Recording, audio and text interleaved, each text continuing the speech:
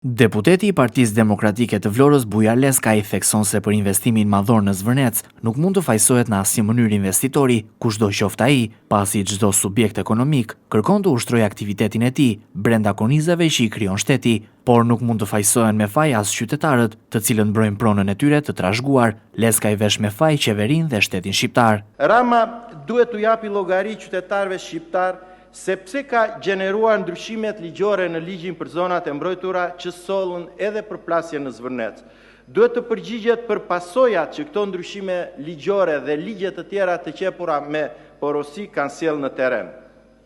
Në përplasjen më 30 maj në Zvërnec nuk mund të fajsohen kurse si banorët që mbrojnë pronën e tyre të trashëguar dhe kërkojnë të drejtën e tyre për vendimarrje mbi territorin. Nga ana tjetër, nuk mund të fajsohet as investitori, kushdo qoftë ai, pasi çdo subjekt ekonomik kërkon të ushtrojë aktivitetin e tij brenda kornizave që i krijon shteti dhe kornizave të lishme që kanë nënshkruar. Leskaj ka denoncuar qëndrimin e qarqeve politike dhe mediatike greke, sipas të cilave fshati shqiptar Zvërnec është i banuar nga minoritar me kombësi greke. Jam i detyruar po si qytetar vlonjat dhe si deputet i Vlorës të denoncoj një erazi në këtë foltore të shenjtë qëndrimin e qarqeve politike dhe mediatike greke, sipas të cilave fshati shqiptar Zvërnec është i banuar nga minoritarët me kombësi greke.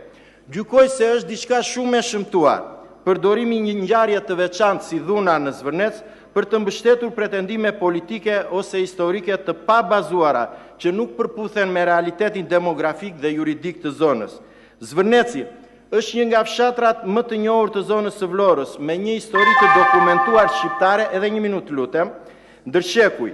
Ai njihet për manastirin e Shën Mëris, për traditat vendase, për kulturën dhe për lidhjen e pandërprerë me zhvillimet historike të krajinës së Labërisë dhe të Vlorës. Regjistrimet historike, dokumentet osmane, statistikat e periudhave të ndryshme dhe studimet akademike nuk kanë asgjë të përbashkët me klasifikimin e gabuar, të pa bazë dhe provokues të qarqeve të caktuara greke për Zvërnecin si një zonë minoritare. Po, dhe dua të them këtu, nuk do t'i them ato në pikat e tjera të dekalogut, do respektoj taulantin, Zvërneci të dashur bashkëqytetar është fshati patriotit të madh Tola Arapi, i cili ka lënë një libër testament që të bëjë Shqipëria.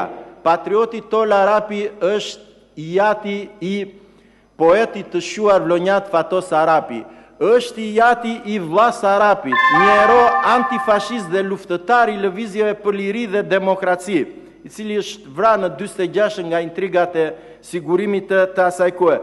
Zvërneci gjithashtu është vendlindja e shkencëtarit Nikola Konomi, dekani fakultetit gjeologji miniera. Unë kam pasur rast të kryej studimet në atë universitet, rektori i Universitetit të Tiranës, një personalitet i pa diskutueshëm i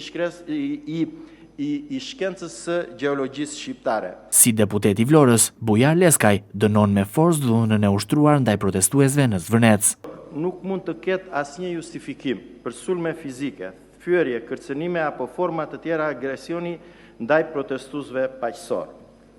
Në mendimin tim, dhuna e ushtruar ndaj protestuesve paqësor nuk është thjesht punë të i kalim kompetencash nga 2-3 policë privat, apo një deklarat e artuar gabim nga drejtuesit e policisë Vlorë, por është me thellë, është pasojë dhe përgjegjësi drejt për drejt e rëndë e keqeverisjes të sektit Rama, të cilën unë e kam konceptuar në një dekalog keqeverisje, po kuptohet do flas shkurtimisht se koha nuk premton.